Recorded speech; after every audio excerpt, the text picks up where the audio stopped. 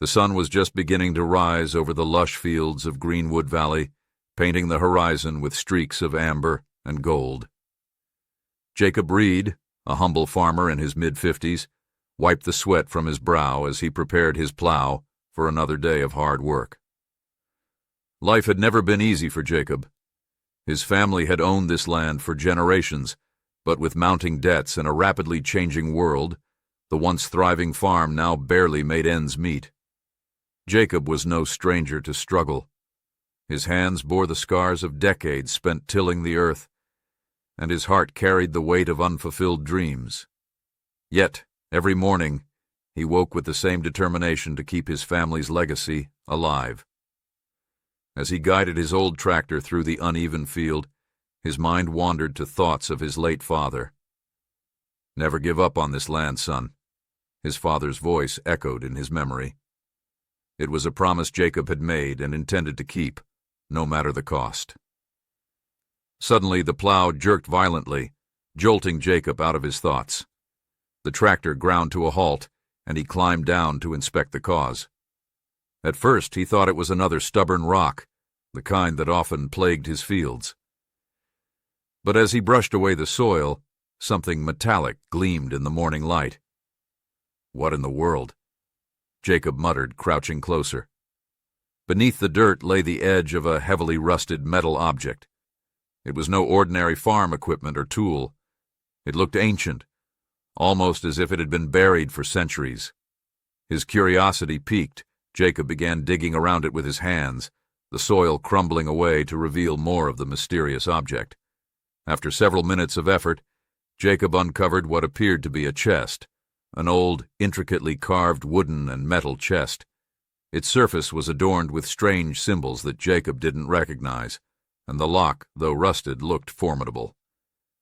"Could it be?" Jacob's voice trailed off, his heart pounding. He stood up, brushing the dirt off his hands, and stared at the chest. 1,000 questions raced through his mind. Was this some kind of forgotten treasure? Who had buried it here and why? Jacob hesitated for a moment, unsure whether to open it right away or call someone for help. His practical side warned him to leave it alone, but a deeper, unshakable curiosity urged him forward. He placed his hand on the lid, feeling the cold metal beneath his palm, and whispered to himself, "What secrets are you hiding?" As the wind rustled through the trees, Jacob realized this chest could change everything, for better or worse. Little did he know, what lay inside would turn his life upside down in ways he could never have imagined. Jacob sat by the chest in silence, his hands trembling as he traced the strange carvings with his fingertips. The symbols were foreign, almost otherworldly, but they felt oddly familiar. The rusted lock seemed to taunt him, daring him to uncover its secrets. After a moment of hesitation, Jacob decided to call his best friend, Marcus, who lived just a few miles away. Marcus had a knack for history and an insatiable curiosity, making him the perfect partner for this unexpected mystery. Within half an hour, Marcus arrived, his excitement palpable. "Jacob, you're telling me this has been buried in your field all this time?" Marcus exclaimed, crouching down to examine the chest. "I suppose so. I've plowed this land for years, but I've never come across anything like this before," Jacob replied, his voice tinged with both awe and apprehension. Marcus inspected the lock, then the carvings, his face growing serious. "These markings, they're not just decorative. They look like some kind of ancient script. Maybe Celtic or even older." "Older?" Jacob asked, raising an eyebrow. "What could something that old be doing in my field?" Marcus shrugged, a grin spreading across his face. "Only one way to find out." They worked together to pry open the chest, using a crowbar from Jacob's shed. The lock put up a fight, groaning under the pressure, but finally gave way with a loud snap. The lid creaked as it opened, revealing the contents inside. Both men froze, their eyes widening in disbelief. The chest wasn't filled with gold or jewels, as they might have hoped. Instead, it contained a collection of artifacts, delicately preserved parchment scrolls, a set of ornate keys, and a small, intricately designed box made of what appeared to be ivory. Among the items was a strange, glowing stone that emitted a faint blue light, illuminating the chest's interior with an ethereal glow. What is all this?" Jacob whispered, his voice barely audible. Marcus picked up one of the scrolls, carefully unrolling it. The parchment crackled softly as ancient symbols and diagrams came into view. "Jacob, this isn't just treasure, this is history. These scrolls alone could be worth a fortune to the right people." Jacob's gaze remained fixed on the glowing stone. It seemed to pulse faintly, almost as if it were alive. When he reached out to touch it, a jolt of energy coursed through his fingers, causing him to jerk his hand back. "Did you see that?" Jacob asked, his voice shaking. "See what?" Marcus replied, looking up from the scroll. "The stone. It shocked me," Jacob stammered. Marcus frowned and leaned closer to the stone. "This isn't just a piece of rock. There's something unnatural about it." As they continued examining the chest's contents, Jacob noticed something engraved on the underside of the lid. A name, faint, but legible. Gideon Reed. "Gideon Reed," Jacob muttered, his heart skipping a beat. "That was my great-great-grandfather's name." Marcus's head snapped up. "Wait, you're saying this chest belonged to your family?" I don't know. I've heard stories about Gideon. They say he was an explorer, traveled to places no one else dared to go. But I never imagined—" Jacob's voice trailed off, his mind racing. The realization hit him like a thunderbolt. This wasn't just a random treasure chest. It was a piece of his family's legacy. But why had it been buried here? And what was the significance of these strange artifacts? As Jacob and Marcus pieced together the clues, they found a folded note hidden beneath the scrolls. It was written in faded ink, the handwriting elegant yet hurried. "To whoever finds this chest, what lies within is more than it seems. Protect it at all costs, for it holds the key to secrets that must never fall into the wrong hands. Gr." Jacob's hands shook as he read the note aloud. A chill ran down his spine. What had his ancestor discovered? And why had he gone to such lengths to hide it? Before they could process the implications, a loud knock echoed from the front door. Both men froze, exchanging nervous glances. "Are you expecting someone?" Marcus whispered. Jacob shook his head, his instincts screaming that something wasn't right. As he cautiously approached the door, the chest's glow seemed to intensify, casting eerie shadows across the room. When he opened the door, two strangers stood on the porch, men in dark suits, their faces cold and expressionless. "Mr. Reed," one of them said, his tone clipped and authoritative, "we believe you found something that belongs to us." Jacob's heart pounded in his chest as he stood face to face with the two strangers. Their stern expressions and dark suits gave them an air of authority, but their presence felt wrong, intimidating, almost threatening. "How do you know my name?" Jacob asked, his voice steady despite the unease creeping up his spine. The taller man, with a thin scar running down his cheek, gave a cold smile. "We make it our business to know things, Mr. Reed. Let's just say we've been tracking this item for a long time." "What item?" Jacob asked, feigning ignorance. "The chest," the other man replied, his voice sharp and impatient. "It's not yours. It belongs to us, and we're here to retrieve it." Jacob glanced back at Marcus, who was standing near the chest, a look of alarm spreading across his face. The glowing stone inside seemed to pulse faster, as though reacting to the tension in the room. "This chest was buried on my land," Jacob said firmly. "It belonged to my ancestor, Gideon Reed. If anyone has a claim to it, it's me." The man with the scar stepped closer, lowering his voice to a menacing tone. "You don't understand what you're dealing with, Mr. Reed. That chest contains artifacts of immense value. value that extends far beyond money. If you're wise, you'll hand it over before things get complicated. Jacob's jaw tightened. Complicated? Are you threatening me? The man smiled again, this time more sinister. Let's call it a strong suggestion. Before Jacob could respond, Marcus spoke up. Who are you, anyway? Government agents? Collectors? Because if you think you can just walk in here and take something without proof, you've got another thing coming. The second man reached into his jacket and pulled out a badge, flashing it briefly. We're part of a special division that handles sensitive historical artifacts. That's all you need to know. But something about the badge didn't sit right with Jacob. It looked official, but only at a glance, almost as if it had been designed to intimidate rather than verify their identity. I'm sorry, Jacob said, taking a step back. I'm not handing over anything until I know exactly who you are and why this chest is so important. The man with the scar sighed, his patience clearly wearing thin. We were hoping you'd cooperate, but if you want to make this difficult, he signaled to his partner, who moved swiftly toward the chest. Marcus tried to block him, but the man shoved him aside with surprising strength. Hey! Jacob shouted, stepping forward to intervene. But before anyone could touch the chest, the glowing stone emitted a sudden blinding light. A wave of energy pulsed through the room, knocking everyone off their feet. Jacob shielded his eyes, his ears ringing from the force of the blast. When the light dimmed, the two men scrambled to their feet, their expressions a mix of anger and fear.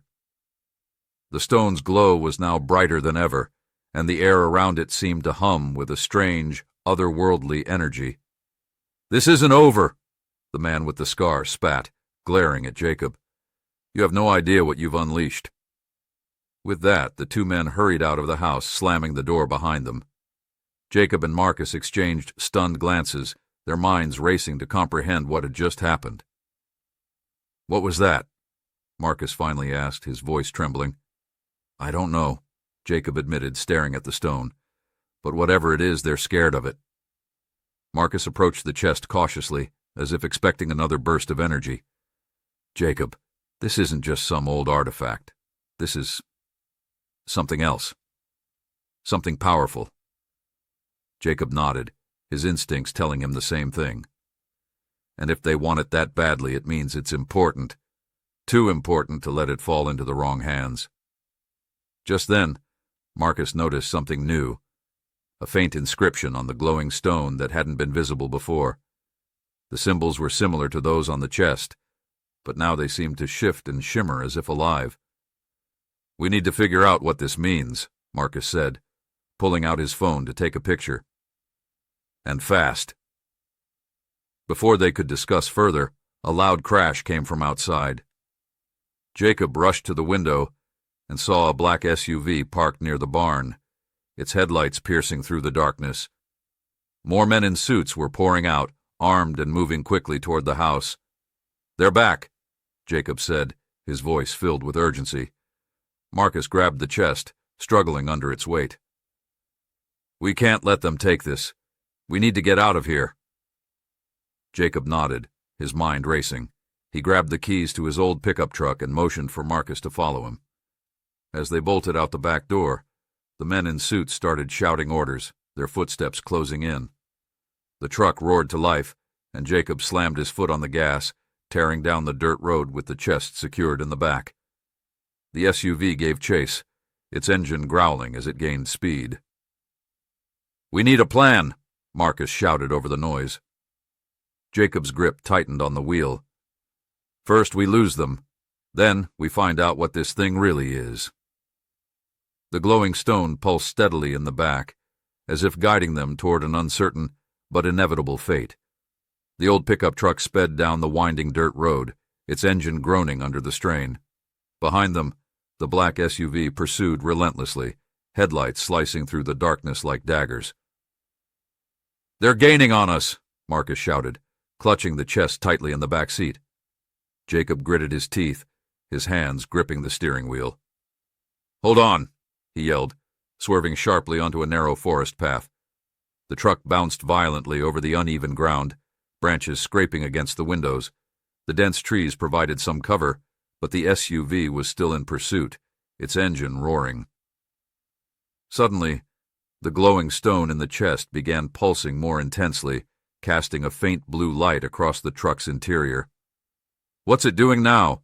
Marcus asked, his voice tinged with both awe and fear.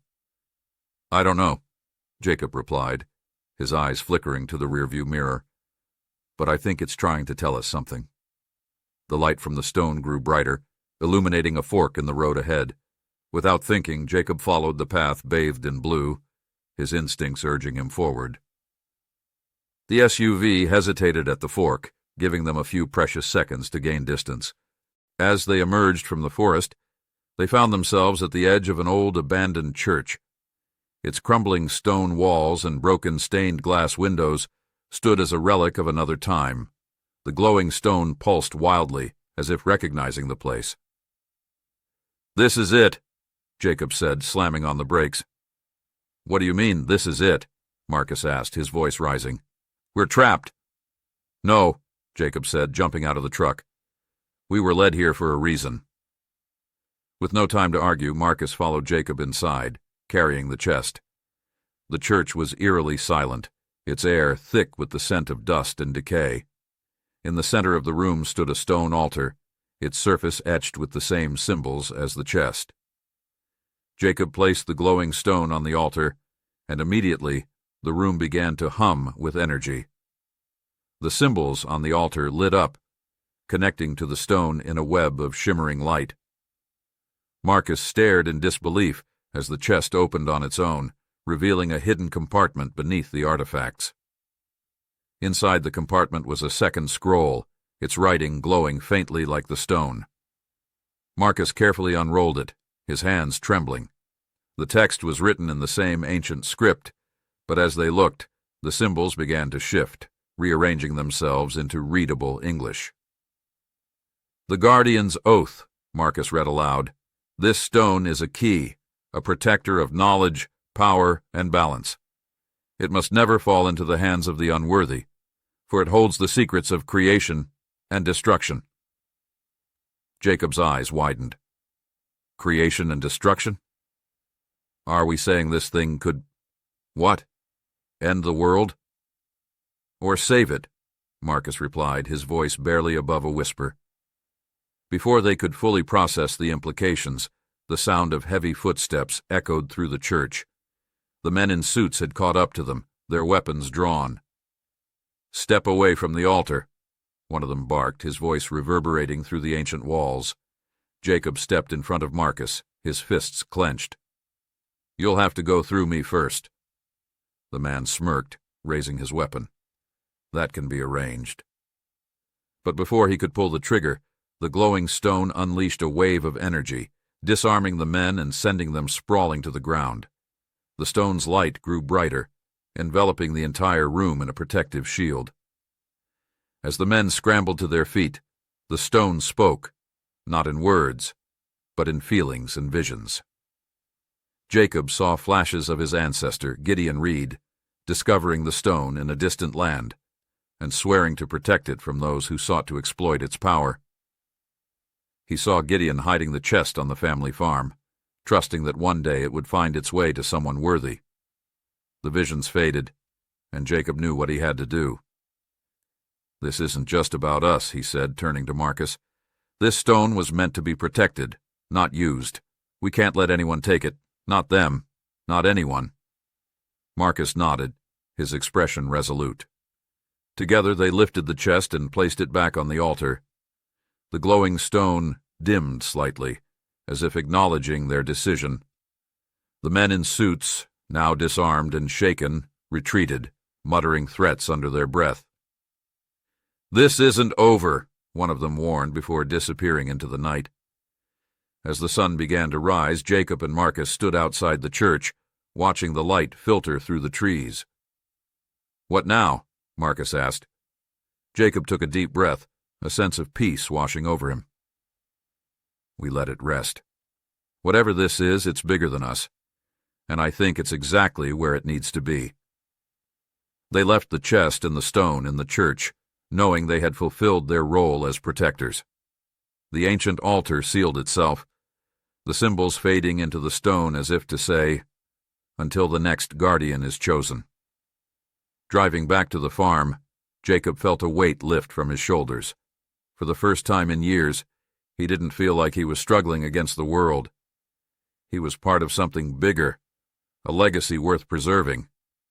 And as the old pickup truck rumbled down the road, the morning sun rose higher, illuminating a future filled with hope and purpose.